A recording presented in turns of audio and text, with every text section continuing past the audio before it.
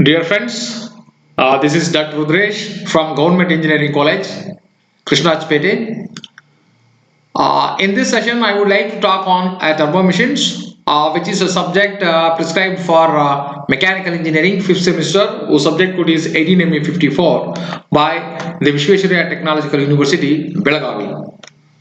So, very important concept which we have to discuss in the field of mechanical engineering is turbo machines. Why turbo machines are the very important machines in mechanical engineering? Very important concepts that we have to discuss in this particular session. I would like to convey this information through these particular contents: introduction, turbo machines, principal parts of turbo machines, classifications of turbo machines, and some references. The content which I am going to disclose in this particular session is related to module 1 of the turbo machines, whose subject code is 18ME54. Dear friends, we have a mechanical engineering field where the machines plays a very important role. But when we are discussing about the different types of machines, what is the main objective of these type of machines? The main objective of these types of machines is to develop a power or to convert some form of energy to other form of energy. So we need a particular system. So that system will gives you the more informations and the more what you can say, the fundamental platform, right, to convert the energy from one particular form to another particular form. For that system we need to have a machine. So in this particular session I would like to concentrate on a particular type of machine, a turbo machines. Okay, fine. Now, so the development of the power is the main objective of the mechanical engineering systems. Now I am introducing a concept of a system. When you see the system, the mechanical system may be a thermodynamic system, or it may be a fluid power system, or it may be a pneumatic system, thermal systems, and many more. But what is the core objective of these systems? And what is the basic fundamental concept of these systems is very important. The development of the power using some kind of an action is the major role in the field of mechanical engineering. These particular actions may be reciprocating actions or it may be rotary actions. Whenever the machines which plays their role or which makes use of some kind of a reciprocation action for the development of the power, they have their own name. And at the same time we have other types of machines, right? So where by the rotary actions of the respective element of the system, they used to develop the power, and they have their own particular names in the field of mechanical engineering. So I would like to introduce two kinds of machines in this particular system. One is a positive displacement machine, the other one is a rotary machine. A positive displacement machine is one where it develops the power using the reciprocation action of the piston and the cylinder. So we have got that particular machine is always called as a positive displacement machine because it displaces a positive volume of a fluid inside the cylinder in a particular stroke. The one important competitive machine to this particular reciprocating system of machines is the rotary machines, which we are going to discuss in this particular session is the turbo machines. Dear friends, when you talk about a turbo machine is a system which makes use of rotary actions to develop a power. Very important concepts. Therefore, I am talking about the reciprocating motion, reciprocating machines, rotary motions, rotary machines. So when we see this reciprocation action, the best example for the reciprocation action is the reciprocating pumps and the compressors. When we see this rotary action, for example, we have a rotating fan, we have a centrifugal compressor, we have a turbines. So all these types of machines comes under a rotary systems. Therefore, there are systems which are available in the field of mechanical engineering where they are meant for developing a power, but the way of developing the power using the mechanical actions will be different.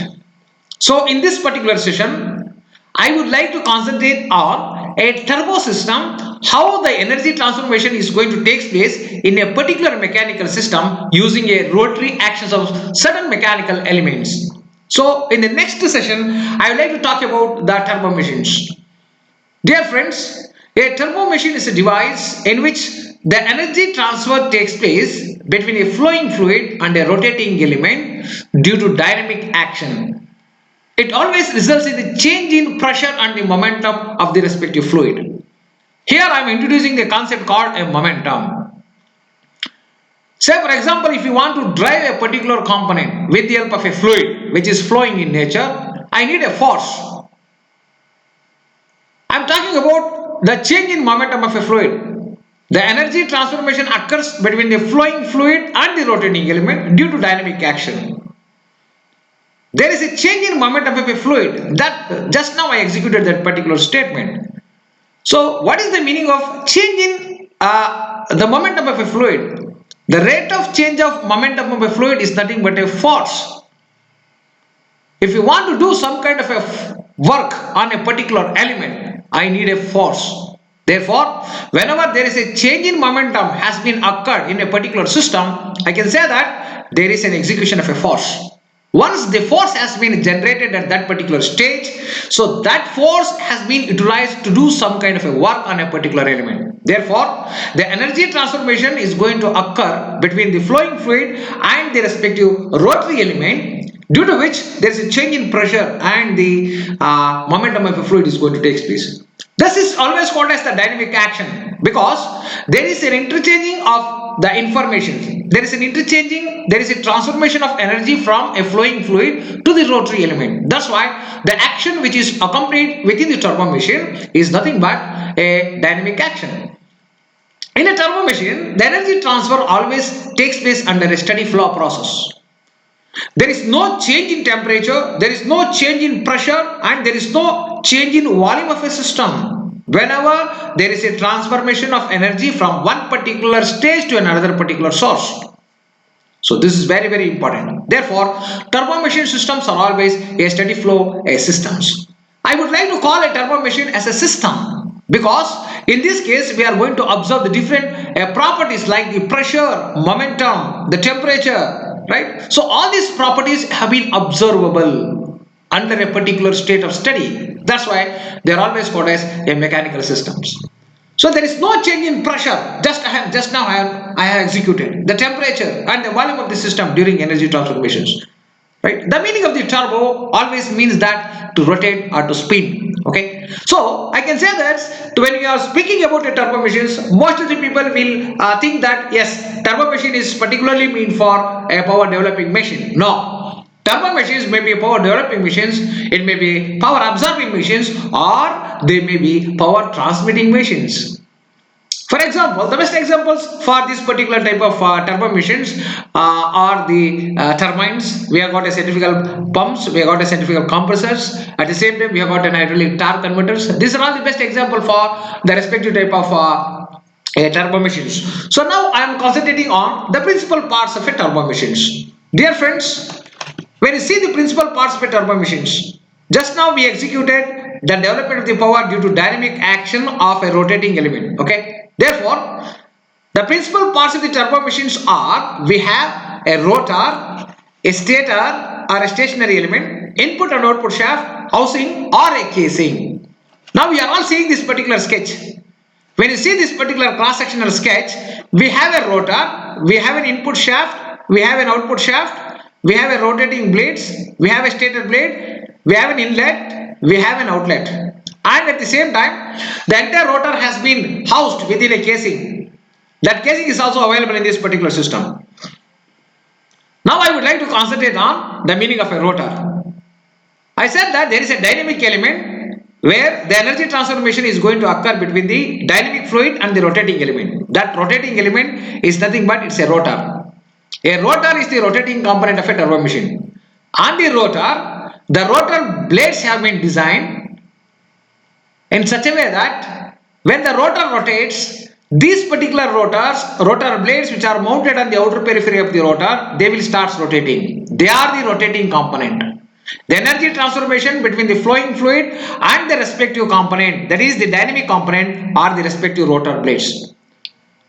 When you see this rotor, the rotor derives its name depending upon the type of the machines. Say for example, if it is an hydraulic turbine, we used to call the rotor as a runner. If it is a centrifugal compressor or if it is a centrifugal pump, we used to call the rotor as an impeller. Say for example, when you go for a steam turbines, we used to call this particular rotor as the respective rotor itself. Okay. So at the same time, we have got the input shaft and the output shafts.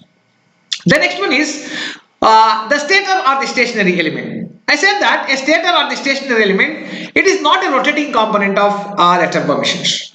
On the outer periphery of a stator, the stator blades have been evenly fixed. The main functions of these particular stator blades is to direct the water directly onto the rotor blades at a particular angle, because the force is very important in this case. The impact of the respective fluid is very important.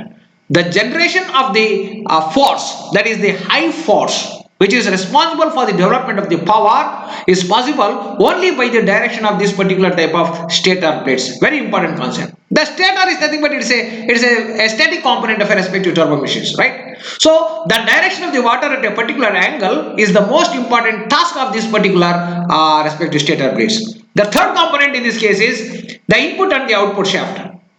I said that when you speak about a respective turbo machines, we have an input shaft as well as an output shaft. Turbo machines are maybe power developing machines, or they may be power absorbing machines. For example, we have got a turbine. From the turbine, I need to measure the power which is developing at the output shaft. I need to drive one more electrical generator or one more machine which is coupled to the respective turbine. Yes or no? For that, output shaft is required for me. So we have an input shaft. Say for example, we have a centrifugal compressors, we have got a centrifugal pump where they are going to absorb the respective power. Under that situation, what we need one particular input shaft which is coupled to the electrical motor. This electrical motor used to drive the respective input shaft of a turbo machine, because we need to absorb the power in order to rise the respective pressure of a certain kind of a fluid which is coming in contact with this respective system. Yes or no? For that purpose, we need to have an input shaft. So the major important thing, that is the output shaft is required to transmit the power from a turbine to the respective generator, right? So this is one particular type of an issue. At the same time, we have an housing or a casing. Say for example, if you want to enclose the rotor within a closed chamber, right? So we have a casing in this case. This particular casing will act as a guard against external oxidants, and at the same time it will avoid the splashing of any type of a fluid which is going to leak to the respective surrounding, right? So during the energy transformations, right? This is one of the important the component which plays a major role for the performance of the respective turbo machines. And one more thing we should like to introduce here is that housing or a casing will never participate in any of the hydraulic actions or in any of the fluid actions while converting the energy from one particular form into another form. So this is very important concept which we have to discuss in this case. So next friends, so far we talked about the principal parts of a respective turbo machines. So let us see in this slide, so how these respective turbo machines have been classified. When you see the classifications of the turbo machines, we have an important parameter where these machines can be classified based on such parameters. Number one, according to the available energy at the inlet of the turbine system. We have an impulse type of a turbo machines, we have a reaction type of a turbo machines. How do you define this impulse type of a turbo machines? If the energy available at the inlet of the turbine system or at the inlet of the turbo machine system is purely kinetic energy, such machines are impulse type of turbo machines. The best example is Pelton wheel. So when you go to the reaction type of a turbo machines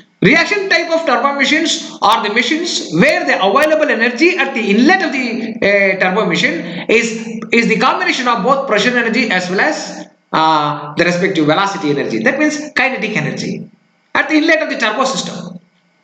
According to the nature of the power available, according to the nature of the power developing turbo machines, These are the machines which could able to develop the power. For example, turbines, power absorbing turbo machines. These are the turbo machines. These are the machines which could absorb the power for rising the respective pressure of one particular system. Right? We have, for example, we have got a centrifugal pump and the compressors and power transmitting turbo machines. When you go to power transmitting turbo machines, these are the machines which are particularly meant to transfer energy from one particular location to another particular location through the machine system. For example, we have an hydraulic torque converter which is used to transfer the rotational energy from one particular machine to another particular machine. Yes or no? It is a rotary component. That's why this particular system is called a power transmitting turbo machines. According to the nature of entry of the fluid into a turbo machines, one is we have got a tangential flow type of a turbo machines. For example, if the fluid which is coming in contact at the inlet of the turbine, right, when the jet of water or when the jet of the fluid strikes the blades of the respective rotor tangentially, it is the case of a tangential flow type of a turbo machines. We have got radial flow type of a turbo machines. When you see the respective turbo machines, the shaft of the rotational axis of the shaft is most important.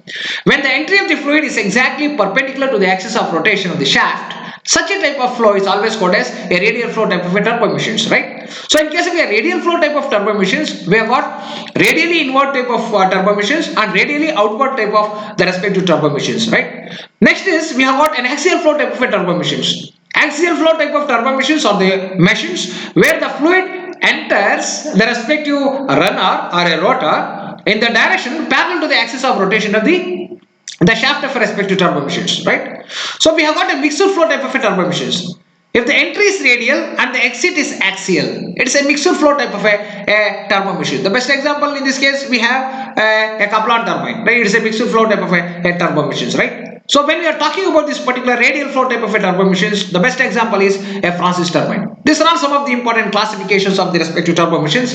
And the next one is, so once when you move to the next particular parameters, that is the available head at the inlet of the turbo machines. Okay, we have high head turbo machines which ranges from 200 to 1700 meters. We have medium head type of turbo machines, 50 to 200 meters head at the inlet of the turbine. Low head turbo machines, 2.5 to 50 meters at the inlet of the respective turbo machines. High head turbo machines, right? So we got the Pelton wheel. Medium head turbo machines, we got a Francis turbine. Low head turbo machines, we got the respective Kaplan and propeller turbines. Okay. Next, when you see the according to the specific speed of a turbo machines, we have a high specific speed turbo machines which is ranging between 30 to 50 RPM. It is a low speed specific turbo machines 30 to 50 rpm, medium specific speed turbo machines 60 to 400 rpm, high specific speed turbo machines it is 300 to 1000 rpm. So these are all some of the important things which we have to consider depending upon the specific speed of a turbo machines. Very important concepts, right? And then lastly we have according to the type of the closure of the runner. We have a casing. Just now I defined the meaning of a casing. Suppose if the runner has been enclosed within a casing, it is a closed type of a turbo machines. For example, we have got different types of hydraulic turbines also which are closed, right, inside the respective casing. We have got a centrifugal pump. We have got a centrifugal pump where the impeller of the pump has been enclosed within a casing. It is a closed type of a turbo machines. For example, we have got an hydraulic torque converter. It is open to the atmosphere. We have got a windmills, right? Windmills are open to the atmosphere. The rotor of a windmill is always open to the atmosphere, and hence they are always open type of turbo machines. Okay. Therefore, open type of turbo machines and closed type of turbo machines are the two important classifications which you can expect depending upon the type of the closure that has been recommended for a particular type of a machine. Right. So let us see this the graphical representation how it could be. The first figure it indicates that is the tangential flow. This is the runner, the fluid entry at the inlet which strikes the runner blade tangentially. Therefore, this is the tangential flow type of a turbo machines. Secondly, we have got this is the axis of rotation. This is the flow at entry. That means it is radial to the axis of rotation. They are always called as a radial flow type of a turbo machines. So thirdly, we have got axis of rotation, the flow at the entry, right? See, the flow at the entry is always parallel to the axis of rotation, axial flow type of a turbo machines, which we can say. So fourthly, we have got the flow at entry is radial and the flow at exit is axial, right? That means the mixed type of flow has been exhibited by this type of the respective machines. Therefore, they are always called as a mixed flow type of a turbo systems. Okay, my dear friends. So in this particular session, we discussed about the concept of turbo machines, the principal parts of turbo machines, classifications of the turbo machines based on the different parameters. So at the same time, we have concluded how exactly the different types of the turbo machines can be defined based on the specific speed, based on the head of the turbine, based on the flow at the entry of the system, based on the available energy at the respective inlet of the turbo system. At the same time, depending upon the nature of the power which is available, right? So whether it may be the power developing machines or power absorbing machines or transmitting machines, right? Depending upon what type of energy which is available at the inlet of the turbine and at the outlet of the turbine, what type of energy which is available at the inlet of the turbine, it may be an impulse energy or it may be a reaction energy. Based on this, we had the classifications of the respective turbo systems. Okay, so finally we can say that a turbo system is nothing but a turbo machine. It is a system where the energy transformation occurs between the flowing fluid and the rotating element due to dynamic action, which results in the change in pressure and the momentum of a fluid. Okay, my dear friends, thank you very much. So in this session, just I introduced the concept of turbo machines. In the next session, I will be discussing about the more concepts of the respective turbo machines. Thank you.